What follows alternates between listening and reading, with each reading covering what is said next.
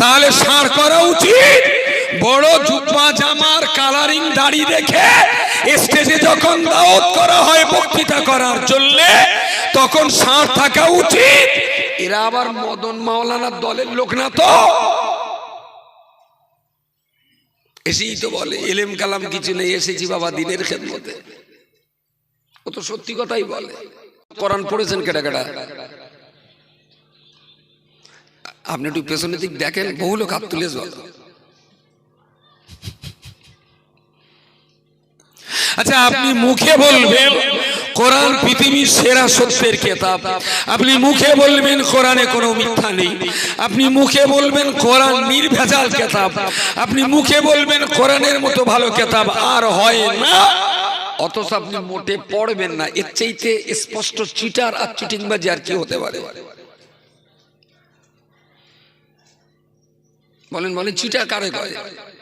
420 লেখা থাকে না, বলে 420, 420, তার মানে ভারতীয় সংবিধানের 420 নম্বর ধারায় যারা মানুষকে ধোকা দেয় তাদের বিরুদ্ধে মামলা হয়।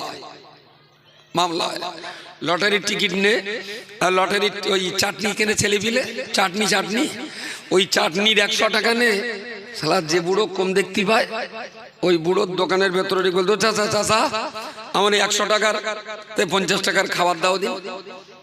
তাহলে টাকা 100 টাকার নোট, তাহলে আমি তো চোখি ভালো দেখতে পাই না, ওখানে টাকাটা দিয়ে 50 টাকা ফির গেল, খাবার আমি দিচ্ছি।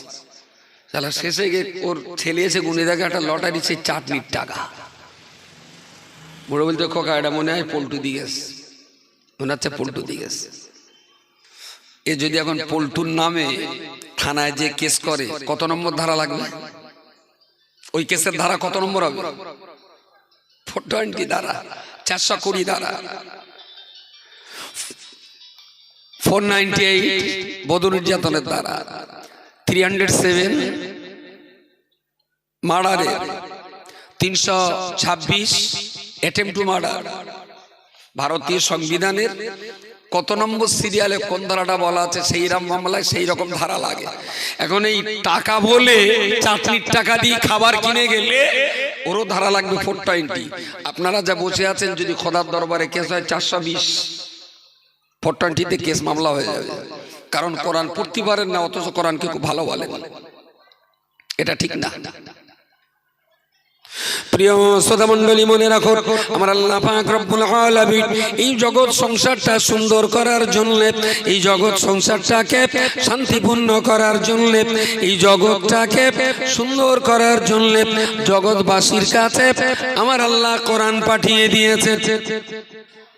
যেই কোরআন পড়ে পড়ে আমার কোরআনে যেমনটা বলা আছে, তুমি নিজে তেমনটা তৈরি হও, তোমার পরিবারটাকে তেমন তৈরি করো, তোমার পাড়াটাকে তেমন সুন্দর করো। তাহলে যে যার পাড়া, যে যার পরিবার সুন্দর করলে একদিন গোটা সমাজ সুন্দর হবে। রাস্তায় 10 ভরি ওজনের সোনার চেন পড়ে থাকলেও কুড়িয়ে নেওয়ার কেউ থাকবে না। দ্যাট ইজ ইসলাম। ইসলাম মানে, ইসলাম মানে 20 টাকা ফেলে দিয়ে কালকে খুঁজতে আসবেন, দিন পাওয়া যাবে? কারালে যাবে? মানুষ লে যাবে? তারপরে যদি বলতে মুসলমান এলে যাবে, তাহলে ইসলামের শান্তি আছে না মুসলমানের আছে? ইসলামের অভাব। ইসলামের শান্তির অভাব না মুসলমানের ভিতরে ইসলামের অভাব? কোনটা ঠিক? মুসলমান ভিতরে ইসলামের অভাব। তো এই যে ইসলামটা কেন আপনার ভার বোঝা মনে হয়, কেন আপনার কঠিন মনে হয়, কেন আপনি মনে করেন যে ইসলাম মেনে চলা বিরাট কঠিন? ইসলামকে কঠিন ভাবাটাই তো কবিরা গুনাহ।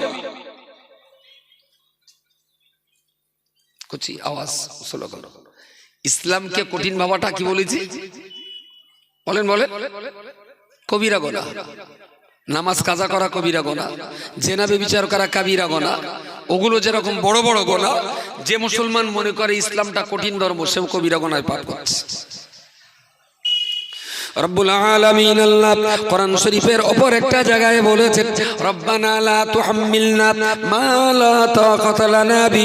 ও রব্বুল আলামিন আল্লাহ, আমাদের গাড়ে এমন কঠিন চাপিয়ে দিও না, আমাদের উপরে এমন কঠিন হুকুম জারি করো না যে কঠিন হুকুম আমরা বয়ে বেড়াতে পারি না।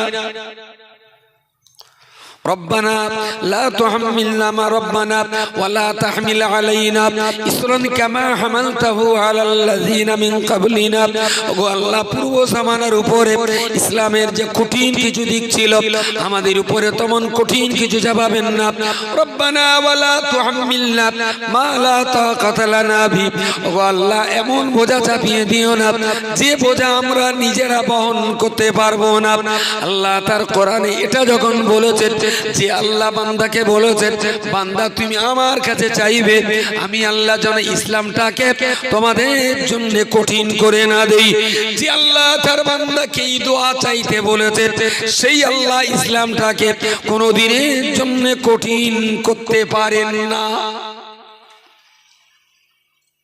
সুতরাং আল্লাহ যখন বলেছেন ইসলাম কঠিন না বান্দা যদি বলে ইসলাম কঠিন তাহলে এটা খোদার উপরে খোদকারি হলো আল্লাহর উপরে মাতব্বরি করা হলো ইসলামকে কঠিন বলতে নেই ইসলাম সহজ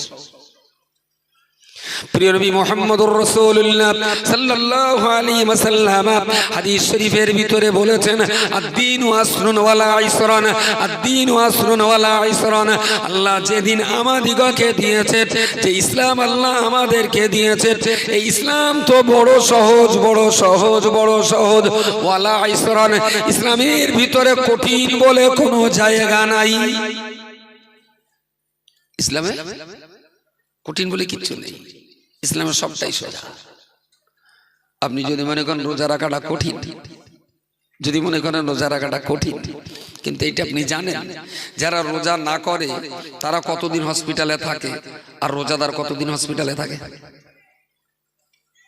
এই হিসেবটা করে আপনি কঠিন বলেন আপনি বলছেন নামাজ পড়া বিরাট কঠিন ভেরি ভেরি যারা পাঁচ ওয়াক্ত ওযু করে মিসওয়াক করে সুন্দর করে হাত মুখ ধুয়ে পরিষ্কার পরিচ্ছন্ন হয়ে নামাজ পড়ছে ওরা কতটা রোগে আছে আর যারা মোটে নামাজ কালাম পড়ে না তারা কতটা রোগ যন্ত্রণায় আছে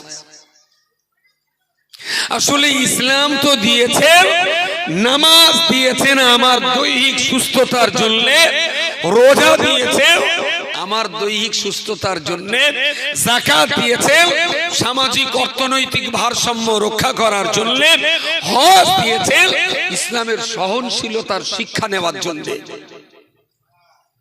হজ তো বুড়ো বয়সের ইবাদত না 16-18 বছর যখন নামাজ ফরজ হয় টাকা থাকলে ওই বছরই হজ করে আসা উচিত কারণ হজ হলো সহনশীলতার নীতি নৈতিকতার এক চরম শিক্ষা আর আমাদের এই চরম শিক্ষাটা নেওয়ার জন্য জোহর আলী চাচা যায় 65 বছর বয়সে বাড়ি এসে 67 মরে যায় তো শিক্ষাটা এনে কাজে লাগাতে পারে কিছু 15-16 বছর হজে যাওয়া উচিত ভালো লেখাপড়া শিখে জ্ঞান অর্জন করে 15-16 বছর হজে যাক আল্লাহ রাজি থাকলে দীর্ঘ জীবন সেই শিক্ষা সে সমাজে কাজে লাগাতে পারবে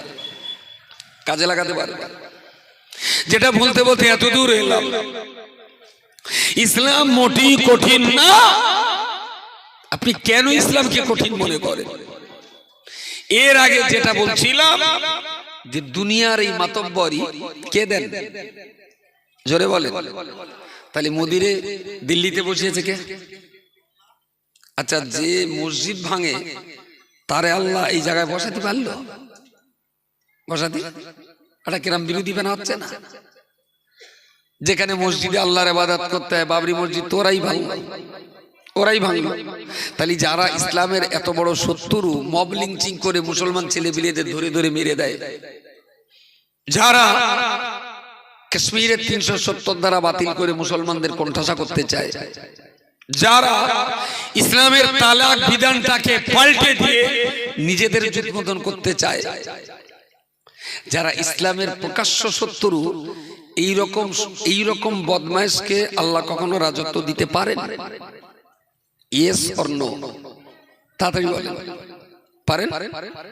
পারে না বিকজ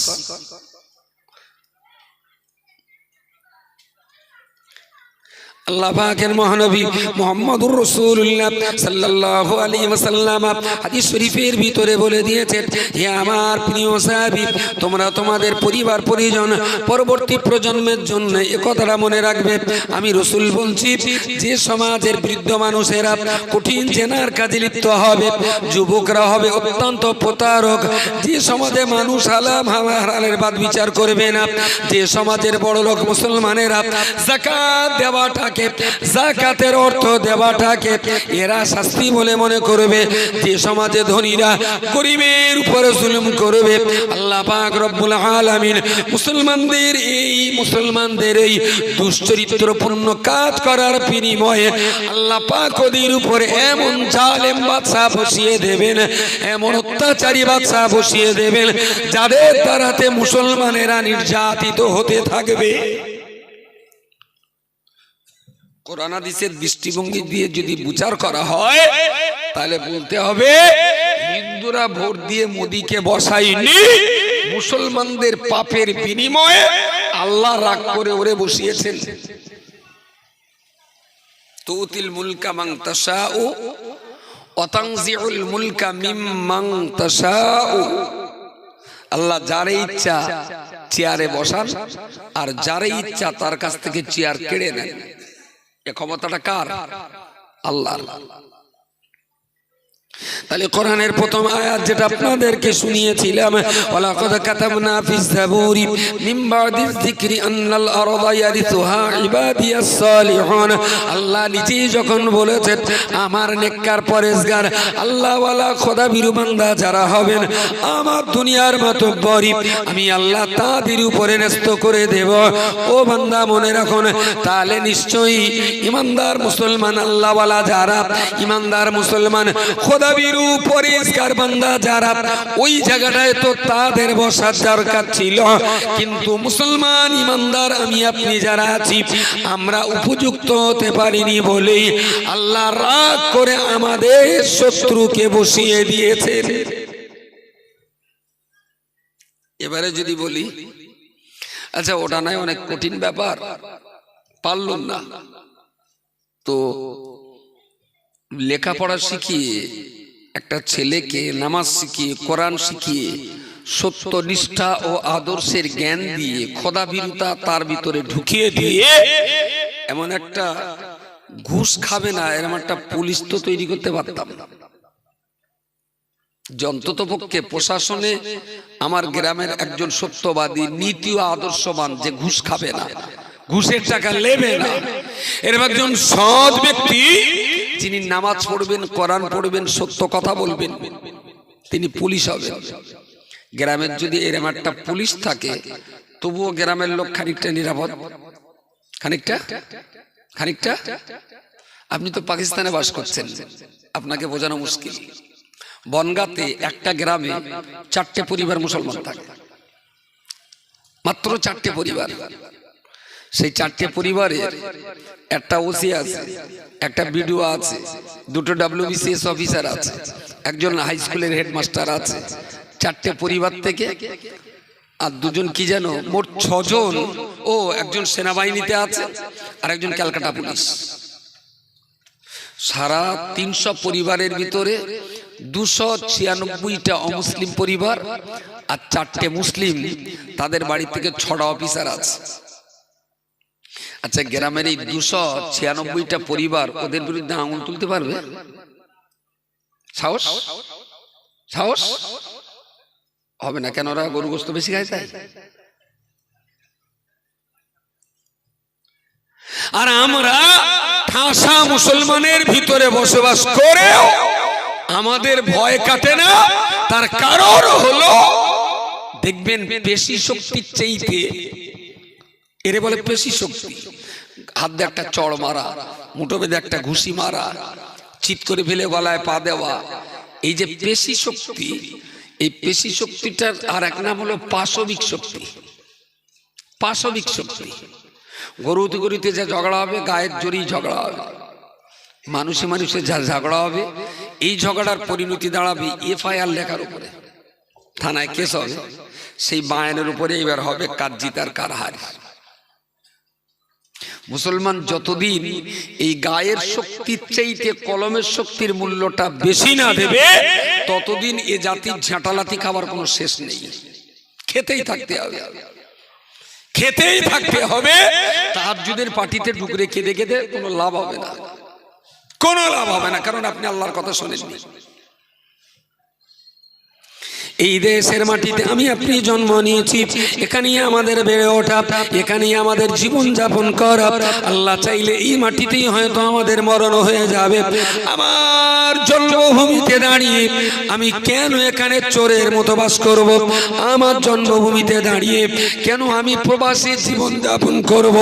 আমার জন্মভূমিতে দাঁড়িয়েও থানায় যেয়ে বুকুচু করে কথা বলতে পারি না, বিডিও অফিসে চিৎকার করে কথা বলতে পারি না, এসডিও অফিসে মাথা উঁচু করে দাঁড়াতে পারি না, কারণ টোটাল থানা খুঁজলে দুটো আল্লাহওয়ালা সৎ খোদাভীরু পুলিশ মুসলমানের অভাব।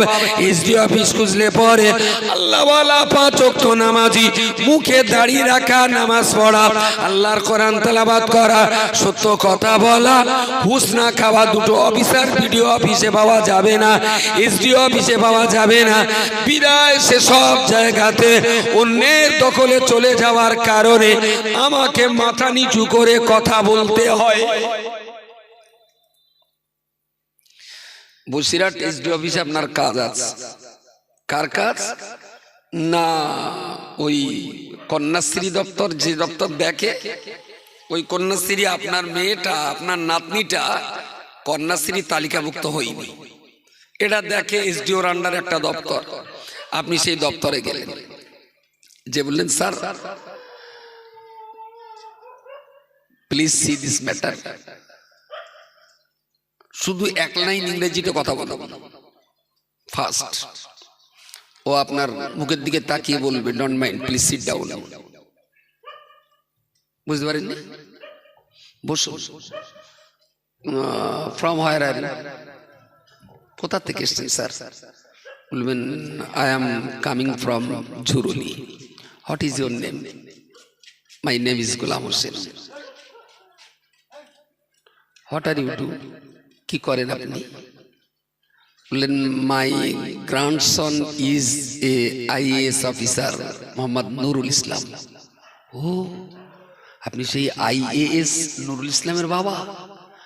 এই বসুন বসুন, ওখানে না এখানে কাছে চলে আসুন। এই করছে একটু চালায় দিন। হবে না, হবে না, কারণ ও জানে ও যদি ওর বড় ছেলে শুধু একবার খুঁচিয়ে দেয়, আমার চাকরি কোন বরতলায় যাবে তার ঠিক নেই।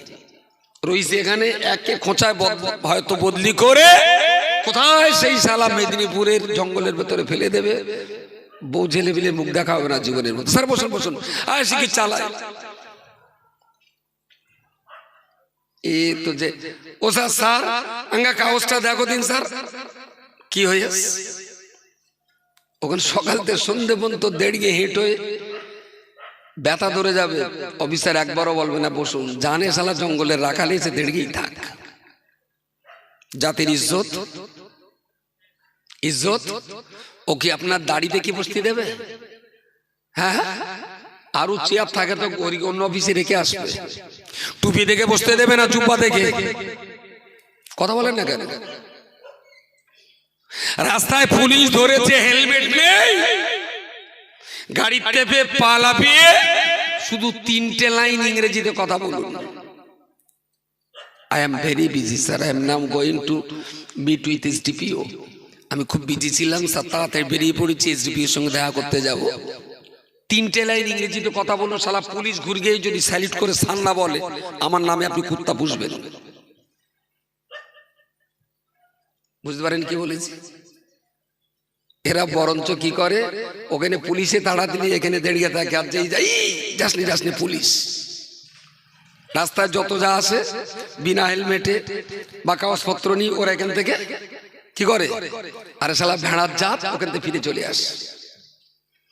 আরে তোর হেলমেট নেই, কাগজ নেই, কিচ্ছু না, পুলিশ ধরলে জায়গায় দাঁড়িয়ে 3টে লাইন ইংরেজিতে কথা বলুন, পুলিশ আপনাকে স্যার বলে স্যালুট করবে। কারণ আঙ্গে সব যা পুলিশ এখন আর ইংরেজিও জানে না ভালো। হ্যাঁ,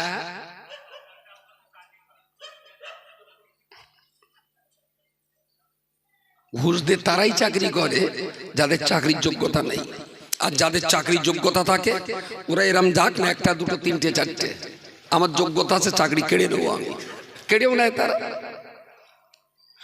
এডুকেশনে হয়নি, পুলিশ হয়নি, ডিফেন্স হয়নি, আরো হাজার রকমের জায়গা আছে তাদের, যার ভিতরে মাল ঢালা আছে। ও কেন ঘুষ দিয়ে চাকরি করতে যাবে? তাহলে জাতির ইজ্জত আর সম্মান আল্লাহ বলেছেন এই পৃথিবীর মাটিতে আমি আল্লাহ যারা ঈমানদার, যারা আল্লাহওয়ালা, যারা আমাকে মানে, আমি আমার দুনিয়ার মাতব্বরি তাদেরকে দিয়ে দিলাম। সুবহানাল্লাহ বলেন। মাতব্বরি কারা করছে চাচা খালু? মাতব্বরি কাদের হাতে? পার্টির ব্লক সভাপতি, পার্টির জেলা সভাপতি, জেলা আপনার ওই চেয়ারম্যান, পার্টির অঞ্চল সভাপতি, এইগুলোতে কিছু কিছু মুসলমান আছে, কারণ ওখানে মারপিট করার ব্যাপার, এখানে কিছু রেখে দিয়েছে দাঙ্গা করার যাতে, বাকি থানার ওসি না রমেশ বাবু, বিডিও খগেন বাবু, এসডিপিও হরিদাস পাল, ডিএম ওই রকম কমল ঘোষ, মুসলমান জিরো। তাহলে আল্লাহ দিয়েছিলেন আমাদের ইজ্জত, যেখানে আমাদের উচিত ছিল থানার ওসি চেয়ারটা দখল করা, সেখানে আমরা দখল করেছি। ওসি চেয়ারের পিছনে যে দেয়ালটা আছে, ওই দেয়ালের পিছনে মোটা মোটা রড দিয়ে একটা দরজার ভেতরে কড়া দুপে জন্তু রাখা আছে। কি বলে ঘরটা? বলে ওসব গর্ত আমরা চালাই, মুসলমানরা যদি না যায় ওসব ঘরের ভেতরে দুবলো ঘাস হবে যদি মুসলমান না যায়। যে জাতি আল্লাহ সৃষ্টি করেছে চেয়ারে বসে শাসন করার জন্য, আজকে সেই জাতি অন্যের দ্বারাতে শাসন হওয়ার জন্য লকআপের ভিতরে এদের ঠিকানা। আপনি বলছেন আমি ইসলাম মেনে চলা মুসলমান, মিথ্যে কথা, পুরোটাই মিথ্যে কথা। কোরআন আপনি পড়েন না, আর ওর ভেতরে কি আছে তাই আপনি বুঝবেন, এ কি জেনেও বিশ্বাস করে? আগে পড়তে হয়, তারপরে বুঝতে হয়, তারপরে কাজে লাগাতে হয়, তারপরে ইজ্জতের জায়গা দখল হয়। পড়া, বোঝা, কাজে লাগানো, তবে তো ইজ্জত। বুঝতে পারেননি? জামাটা ময়লা হয়েছে, 3 দিন পরেছি আর পরা যাবে না, হাতারি কানা টানা, দেখতে পাচ্ছেন ময়লা। কি কি কি কি এ কোথায় যাচ্ছে? এ কোথায় যাচ্ছি রে? কুকুর তাড়াতে যা। কুকুরটা তো ভালো, আঙ্গা সবার দিকে এসে, যারা চালাক পাটি সেসব পাটি এদিকে আসে না, ও তো অন্তত মজলিসের দিকেই আছে। হ্যাঁ,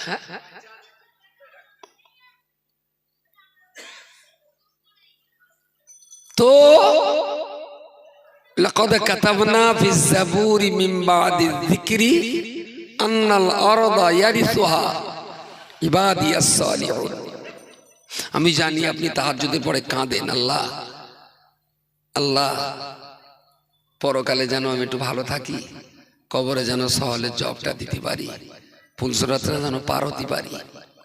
আর যা যা আপনার দোয়া চাওয়ার আপনি চান, আপনি দোয়া রোজ চাইতে থাকুন, আজও চাইবে। কিন্তু তার আগে জিজ্ঞেস করছি, দুনিয়ার জীবনটা কি আপনার জন্য শান্তিপূর্ণ হয়েছে? আপনি কি দুনিয়াতে বেশ মাথা তুলে ইজ্জতের সঙ্গে বেড়াতে পাচ্ছেন? যদি পারেন, আপনার ব্যক্তি জীবন, আপনার পারিবারিক জীবনটা যদি আপনি শান্তিতে চালাতে পারেন, আমি আশাবাদী দুনিয়াতে আপনি শান্তি পেয়েছেন মানেই আপনার ঘরে ইসলাম আছে। আপনার ঘরে ইসলাম আছে, ইসলাম মানে শান্তি। আপনি শান্তিতে আছেন মানেই ইসলাম আছে, তাই শান্তিতে আপনি আছেন। কিন্তু বহুজন আমাদের লোকে জিজ্ঞেস করেছি, চাচা খবরটা ওর কি, আর কোলা খুব মুসিবতে আছে। আমি কারণ তাহলে সে আর শুনো না, মান সম্মানের ব্যাপার। মেজে ছেলেটা প্রধানের ছোট মেয়ে নিয়ে বোম্বে চলে গেছে, খুব টেনশনে আছে। আর এক খালু, খালু খবর টবর কেমন আছে? তার আর কি বলবো, মেজো ছেলেটা বিয়ে দিল, সে বৌমাটা আরেকজনের সঙ্গে চলে যায়। তারপর গোলাম আলী চা তোমার খবর? তাহলে আর বলো না, সে মাঠের জমির আল মাপতে গিয়ে সে মাও ভাগনার ঝগড়া করে আজকে হেঁটে লেগেছে। যে মুসলমান দুনিয়াতে শান্তি নেই, রক্ত দিয়ে লিখে রাখুন, সে মুসলমান মরার পরে শান্তি পাবে না, পাবে না, পাবে না। তাতে তার চোখ দিয়ে তাহাজ্জুদের পাটিতে কত পানি পড়েছে আমার দেখার কোনো দরকার নেই, কোনো প্রয়োজন নেই। ইসলাম তো শান্তির ধর্ম। পরিবারে যদি শান্তি থাকে, পরিবারে যদি ইসলাম থাকে, সে পরিবারের ছেলে মেয়ে বাপের বিনা অঙ্গুলি হেলনে বিয়ে করতে পারে না। পরিবারে যদি ইসলাম থাকে, সে পরিবারের বৌমার হাতে মোবাইল 10টা থাকার পরেও স্বামী শ্বশুরের বিনা অনুমতিতে পরপুরুষের সঙ্গে কথা বলবে না, যদি পরিবার ইসলাম থাকে। পরিবারে যদি ইসলাম থাকে, সে মুসলমানের মাঠের জমির আল আমিন দে মাপা লাগে না, নিজের আল নিজেরা ঠিক। ও ভাগনা 4 আঙুল চল যায়, ও তোমার ভাগনা, জাগিয়ে হ্যাঁ গো যাই তো 4 আঙুল কেন, তুই আরো 4 আঙুল লিখতে পারিস। এই তো মুসলমান, বুঝতে পারেন? এরা অ্যাক্সিডেন্ট করে 1.5 লাখ টাকা হসপিটালে দেবে, আর 25,000 টাকার জমির জন্য 37 বছর মামলা চলে 2.5 লাখ টাকা উকিল দেখাওয়া। এর নাম হলো মুসলমান। আমার হিসেবটা কি সহজে মাথায় ঢুকেনি? এত অশান্তি আর এত ঝগড়া বাঁধাতি পছন্দ করে, ভাষায় বলা যাবে না। একটু হেরে যেতে কি কষ্ট হয়, একটু হারলে কি বিরাট মানে লাগে। একটুখানি হারলে যদি অনেকটা জয় হয়, তাতে হারতে দোষটা কি, কিসের দোষ? আমি হেরে যেতে পারি, আমি হেরে যেতে পারি বলেই ভয়ঙ্কর ভয়ঙ্কর অপবাদের কেস খাওয়ার পরেও হাজারো পুলিশ আর পাবলিক আমাকে উত্ত্যক্ত করেছিল, পাল্টা কেস করুন। আমি বললাম না। আমার বন্ধু কিছু পুলিশ আছে হিন্দু মুসলিম, তারাও পদ দিয়েছিলেন। আমাদের এই এলাকার একজন পুলিশ আছেন, এখন ক্যালকাটা পুলিশ, বোধহয় মমিনপুরে বাড়ি। তারপরে শীতুলের একজন আছেন, আমি তার নাম বলবো না, যে উস্তি থানার ওসি ছিল একটাই, এখন তার আরো প্রমোশন হয়েছে অনেক উপরে। আমার গর্ব হয় যখন রাত 2টোর সময় আমাকে ফোন করে জিজ্ঞেস করে, বাড়ি সাহেব একটু জটিল পড়ে গেছে। আমি কি ব্যাপার? তাহলে সে অপারেশনে এসেছিলাম, রাত 2টো বেজে গেছে, এখনো তো এসে নামাজ পড়া হয়নি। আমি বললাম আপনি কোথায় আছেন? তাহলে এখন অপারেশন আছি, তার মানে কোনো চোর ডাকাত ধরতে গেছে, যেমন তো এখনো নামাজ পড়া হয়নি। আমি বললাম তা আপনি তো একা না, সঙ্গী সে তো অনেকে আছে। তাহলে হ্যাঁ আছে। আমি বললাম আপনি যেখানেই আছেন ওখানেই দাঁড়িয়ে দাঁড়িয়ে, ওখানেই দাঁড়িয়ে দাঁড়িয়ে আপনি 4 রাকাত এশার ফরজ আর 3 রাকাত বেতেরটা পড়ে দেন। এদের জন্য মন কাঁদে যে আল্লাহ তুমি এদের হেফাজত করো। মুসলিম পুলিশ বাকায়দা 5 ওয়াক্ত নামাজ। ওই পুলিশের জীবন চালাবার ভিতর দিয়েও এই বোধহয় মাস 5-6 আগে বলছিলেন যে আমি কোরআনের তাফসীর পড়ে পড়ে আমার বিরাট ভালো লেগেছে, তা আমি নিজে একটা তাফসীর লিখবো। সুবহানাল্লাহ বলেন। জীবনে মাদ্রাসায় পড়িনি, ওই পুলিশ লাইফে আলিফ বেতে করে কোরআন শিখেছি, এত বড় স্বপ্ন সে দেখেছে। এদের কথা শুনলে চোখে পানি আসে, গর্ব হয়, ভিতরে ভিতর থেকে আনন্দটা টকবক করে ফুটে উঠেছে। হ্যাঁ মানুষ, সত্যি মানুষ। প্রিয় শ্রোতা মণ্ডলী মনে রাখুন, আমার জানা মতে দেখেছি মাত্র 1/2 শতক জায়গা নিয়ে, 1/2 শতক জায়গা নিয়ে চাচা ভাইপোর ঝামেলা, 1/2 শতক জায়গা নিয়ে চাচা ভাইপোর ঝামেলা। 18 বছর কেস চলছে, জায়গার দাম মাত্র 35,000 টাকা। 1/2 শতক জায়গা 35,000 টাকা জায়গার নাম, জায়গার দাম। 18 বছর কেস করে একজন 1,70,000, একজন 2 লক্ষ টাকা কোর্টে খাইয়ে এসেছে। আজও তারা ঝগড়া বিবাদ মেটাতে পারিনি। আমি বললাম ভাই এই জায়গার তোর দাম 35,000, কোর্টে দিয়েছেন তো 2 লাখ। আল্লাহর রাস্তায় জায়গাটা ছেড়ে দিয়ে বলেন না যে লোক তো না নিজের ভাই ভাই যা জায়গা তোর, যা, আমি আর কেস কাপটা করবো না। ভাই ফোটার ডাকলাম এই দেখো তোর তো চাষা, তুই বল চাষা যদি হসপিটালে ভর্তি থাকতো, তো চাষি যদি হাত পাততো, তাও তো তোর 2-10 হাজার টাকা দিতে হতো। তা তুই মনে কর এটা আমার চাষার, আমি দান করতে ছেড়ে দিয়ে বেরিয়ে আয় ভাই, বেরিয়ে আয় বাবা। না আমি পারিনি, আমি ফেলিওর। কেস চলেই যাচ্ছে, এখনো চলছে সেই কেস। হাফ কাটা জায়গা, যে টাকা কোটে দেশে ওই টাকা দিলি ওর 5 কাটা করে দুজনের জায়গা হয়ে যেত আলাদা, কিন্তু হাফ শতক ছাড়া যাবে না। কোর্ট যা খায় দেবো। মুসলমান ছেলে বলে কোর্টটা চলে, মুসলমান ছেলে বলে থানাটা চলে, মুসলমান ছেলে বলে জেলখানার অফিসার গুলোর এখনো চাকরি বেঁচে আছে। মুসলমান না থাকলে ওসব চাকরি বরতলায় যেত কবে। ঠিকানাগুলো কি সুন্দর বাছাই করে নিয়েছি আমরা। প্রিয় শ্রোতা মণ্ডলী, এতদিন ধরে ইসলাম আপনি যা বুঝেছেন, ইসলাম যার কাছ থেকে বুঝিয়ে থাকুন, যারই কাছ থেকে আপনি বুঝে থাকুন না কেন, আমি আপনার চরণ ধুলিকে প্রণাম জানিয়ে বলছি, আর একটা বারের জন্য নতুন করে জীবন শুরু করুন। ইসলাম ধর্মটা বুঝতে শিখুন। ইসলাম শুধু টুপি আর দাড়ির নাম নয়। ইসলাম শুধু বড়র জামা, জুব্বা জামা আর হাজি রুমালের ভিতরে ইসলাম থাকে না। ইসলাম আসলে থাকে তো আমার বুকের ভিতরে। আমি যদি এই রুমালটা খুলে ফেলি এখন, কেউ কি আমার বলবে আমার হজ করা হবে না, লেবে দাও? কেউ লেপকে দেবে? লাভাবে না। যদি টুপিও খুলে লাগি, কেউ কি বলবে যে খালি মাথায় হজ করা হারাম? হারাম। তাহলে এটা সুন্নাত, 300 টাকা সুন্নাত, 300 টাকা সুন্নাত। টাকা দিয়ে কিনেছি, মাথায় দিয়েছি, লোকে বললো মাতিন সুন্নত আদায় করেছে। এটা 1200 টাকা সুন্নত। দর্জিরে টাকা দিয়েছি, 1200 টাকা দিয়ে জামা তৈরি করতেছে, এটা কেনা সুন্নত। ভুল বলছি নাকি আমি? যে যত বড় আলেম তার জন্য তত বড় জামা কি আরশ মহল্লা থেকে আসে জামা? আরে জামা তো আমি কেন, রবীন্দ্রনাথ ঠাকুরের একটা ছবি আছে, শীতকালের ছবি রবি ঠাকুরের, এইরকম বড় জামা, বিরাট জানাবালা শাহ সুফি কবিগুরু রবীন্দ্রনাথ ঠাকুর রহমতুল্লাহ আলাইহি, বিরাট বড় এই পর্যন্ত জামা। দেখেননি? ওই তো আমাদের কি টিএমসির একটা নেতাই কাতারে খেলা দেখতে গেছে, মদন। তুই তো ভালো খবর রাখো, শালা ওর নাম উচ্চারণ করতে আমার ভয় লাগে। মোট জায়গায় যদি অন্য অক্ষর বলে বলে সে মার খেয়ে ফাঁস হয়ে যায়। মদন মিত্র কাতারে নে গিয়ে এই জামাটা কিনেছে বড়, আর ওখানকার লোক এই জামাই পরে, সব ওদের দেশীয় পোশাক। একটা টুপি কিনেছে, একটা রুমাল কিনেছে, টুপিটা পরে সেই রুমাল নিয়ে মাথায়, তার উপরে অবশ্য কালো মতন একটা আলটা মতন দেয় না, ওই মাল দিয়ে শুধু বলতেছি হাবিবি। তার মানে আমাদের দেশে যেমন শোন এই তুই বলে যেরকম মানুষের ডাকি, ও দেশের ভাষা কারোর নাম জানে না, ঠিকা জানে না, কিন্তু তার ডাকতে হবে পেছন দিয়ে ইয়া হাবিবি বলে ডাকলি সামনে যে আছে পিছন ঘুরবে যে কেউ মনে আমাকে ডাকছে। ইয়া হাবিবি মানে হাবিব মানে কে? হাবিব মানে কি বলেন, জোরে বলেন। হাবিব মানে বন্ধু। বাহ, কেটা বলেছে?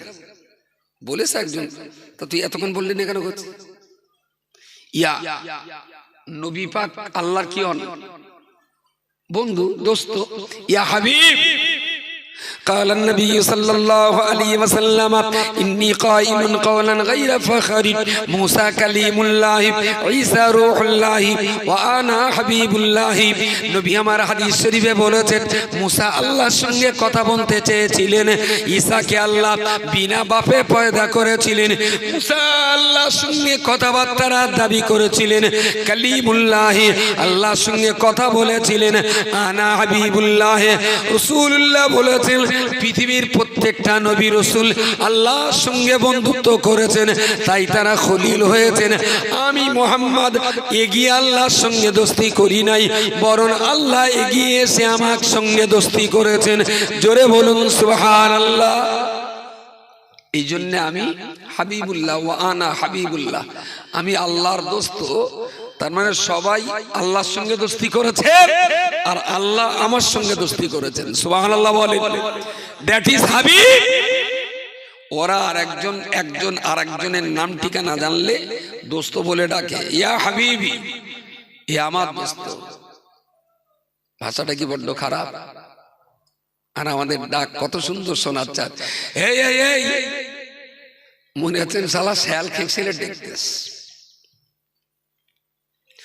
মক্কা শরীফে আবার আর একটা প্রচলন আছে, নাম না জানা এমন যে কোনো ব্যক্তিকে ওরা ডাকে ইয়া মুহাম্মদ।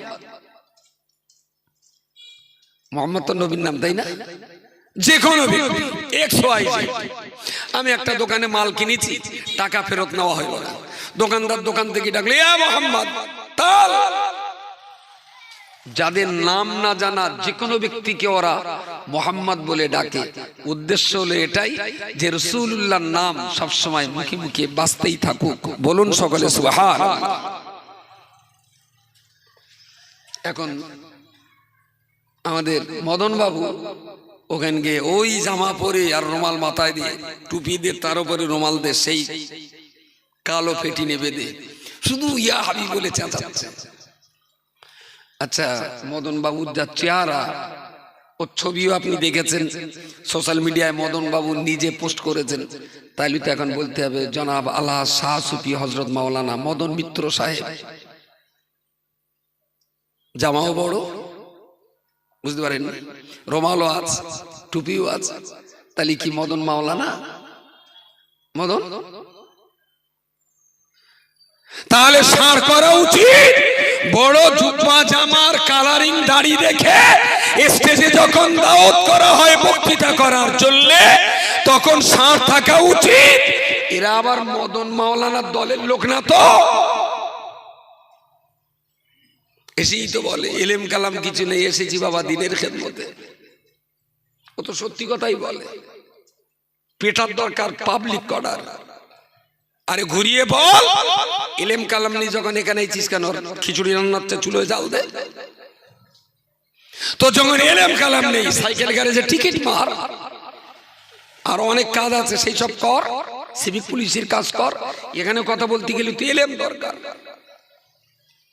কসম খোদার, পৃথিবীর সেরা গানে আমি তা কখনো বলিনি, ওই তো জানি না বলি এর কাছ থেকে শিখে নিলাম। মরণ পর্যন্ত শেখার তো শেষ নেই বলেন। আমি গরম দেখাচ্ছি না, অহংকার করছি না, তবে আমি আমার নিজের বিবেকের কাছে এ ব্যাপারে আমি খুব স্যাটিসফাইড যে আমি মানুষকে ঠকাই নাই। পেরেছি তো কোরআন হাদিস বলেছি, কোরআন হাদিস যতটুকু জানি শেষ হয়ে গেছে তো ক্ষমা চেয়ে বলেছি ভাই আমার বিদ্যে বুদ্ধি শেষ। ফুটপাতের দোকানে আর কত মাল থাকবে, টাইম থাকতে থাকতে ছেড়ে দিয়ে লেবে গেছি। তাই বলে আটতলা জাহাজ আর কালু ফকিরের বেপর গিয়ে মানুষ বেঈমান করিনি, মানুষ বেঈমান করিনি। এটা আমার জীবনের আমি স্যাটিসফাইড। যন্তত ধর্ম সবার মজলিসে কখনো শ্রোতার সঙ্গে আমি প্রতারণা দেইনি, এটা আমার বিবেকের কাছে আমি জিতে আছি। প্রিয় শ্রোতা মণ্ডলী মনে রাখুন, তাহলে এ টুপি তো 300 টাকা সুন্নত, এ জামা তো 1200 টাকা সুন্নত। ও বান্দা মনে রাখুন, আমি মাথায় দিলে যদি সুন্নত আমার পালন হয়ে থাকে, তাহলে মদন বাবু তিনিও তো টুপি পরেছেন, উনিও কি সুন্নত পালন করছেন? বাহ, দীর্ঘ নিঃশ্বাস ফেলে না, খুব কষ্টের সঙ্গে বলতে হয়েছে যে না। দেখেছেন হালি পড়ে আমাদের দেশে দোল খেলায়, হিন্দুরা যখন দোল খেলে, হিন্দু ভাইরা ওরা একটু মাথায় টুপি দিয়ে রাখে যাতে রং টং লেগে চুলটা আবার ডিসকালার না হয়। হালি পড়ে দেখেছেন এইরকম পিচবোর্ডের টুপি দেখেন না, একদম এই টুপি, যে টুপি পরে আমরা নামাজ পড়ি ওই টুপি মাথায় দিয়ে দোল খেলতেছে। তার মানে কি দোল খেলায় সুন্নত আদায় করছে, সুন্নাত। তাহলে ভিতরে কিছু মাল থাকতে হবে, তাহলে বাইরের টুপিটা সুন্নাত। কিছু যাচ্ছে টাচ্ছে নাকি? ভিতরে কিছু মালজাল থাকলে তবে বাইরে দাড়িটা ফরজে আইন, ভিতরে কিছু থাকলে তবে জুব্বাটা সুন্নাত। আর ভিতরে যদি মাল না থাকে তাহলে এটা প্লেন পোশাক, নট সুন্নাত। বাইরের টুপি সুন্নাত হতে গেলে ভিতরে অবশ্যই ইসলাম থাকার দরকার।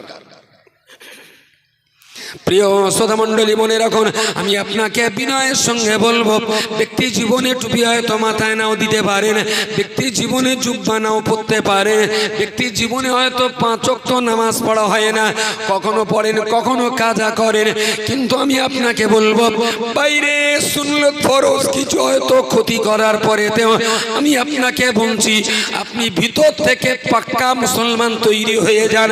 আপনি দোকানদার, আপনার দোকানে মাল কিনতে এসেছেন, হরিদাস পাল হিন্দু ক্রেতা এসেছেন, আপনার কাছে চেয়েছেন 200 গ্রাম মিশ্রি দিতে হবে।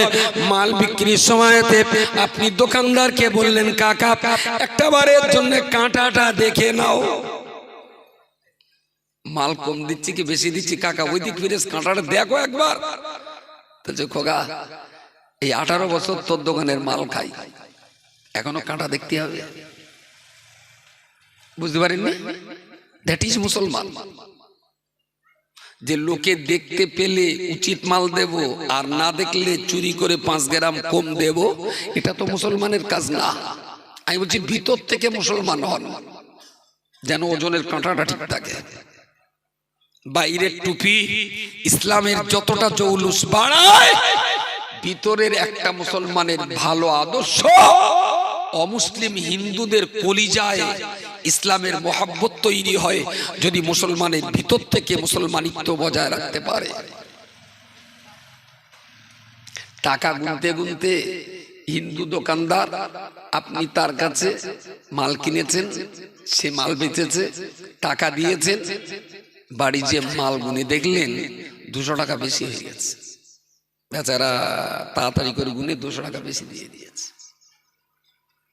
পরের দিন সকালবেলা সব কাজ কাম করার পূর্বে, সমস্ত কাজের পূর্বে ওই দোকানে আপনি চলে গেলেন, 200টা টাকা সামনে ধরে বললেন, কাকা গতকাল মাল কিনেছিলাম, আপনি যা টাকা ফেরত দিয়েছিলেন 800 টাকা ফেরত পাওয়ার কথা, আপনি তো 2000 টাকা ফেরত দিয়েছেন কাকা, তাই আপনার ভুল করে দেওয়া টাকাটা আমি আর হজম করতে পারি না, আপনার টাকাটা আপনাকে ফেরত দিতে এসেছি।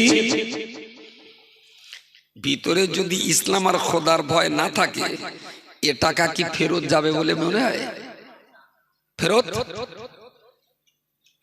এইরাম যদি 200 টাকা ঝেড়ে কোনো কচি যদি মার কাছে সেই সেই ওই ওই রাম কাকার দোকানে মাল কিনতে গেলাম, কাকা না সেই 500 টাকার নোট খুচরো করে আমার 100 টাকা ফেরত দিতে, কাকা 300 টাকা ফেরত দিচ্ছে।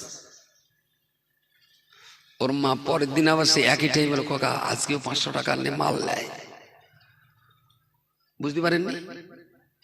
যে মা তার বাচ্চাকে উৎসাহিত করে জলকরের মাছ চুরি করার জন্য, যে মা তার সন্তানকে উৎসাহিত করে পরের তলার আম আর কুল কুড়িয়ে বাড়ি আনার জন্য, খুব মিথ্যে কথা বলছি আমি? অতি সাহেব এসে গেছেন মনে হয়, গড়ি গড়ি এসে গেছেন আলহামদুলিল্লাহ।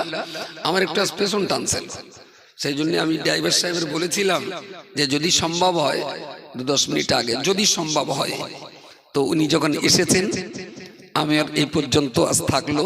তবে আপনারা যা লোক হয়েছে এর চাইতে আমি মডেলের মিটিং করে সফল। এই খরচ কত আজকে?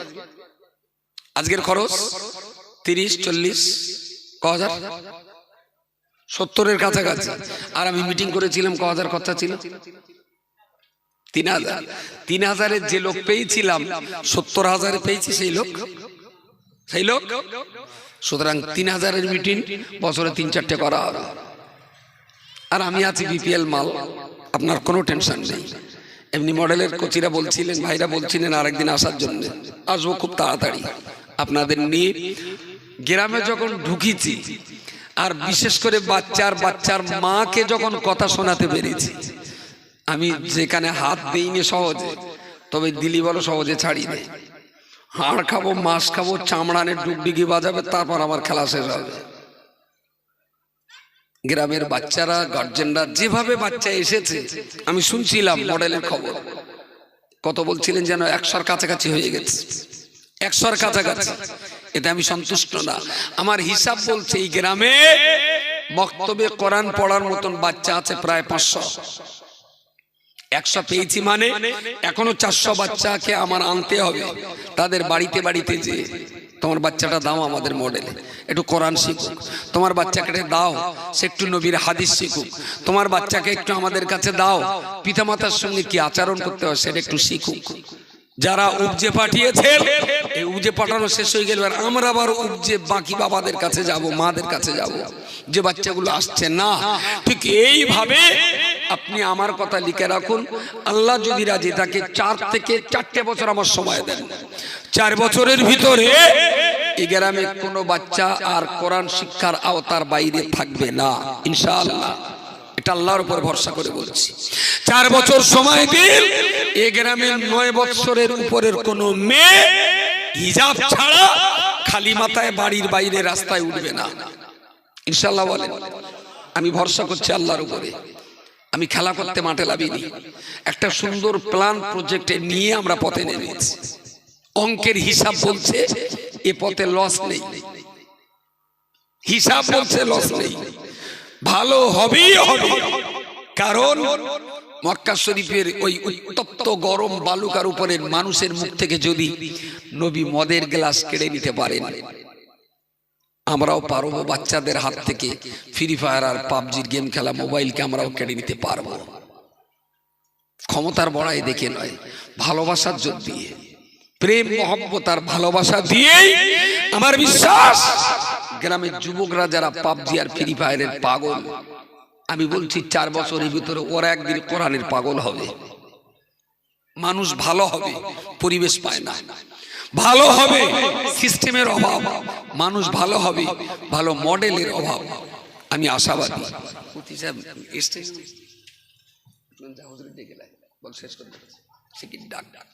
তো আমি আমার আলোচনা আমি শেষ করছি। কিছু কথা বাকি তো রয়েই গেছে, সময় মতো আবার হবে।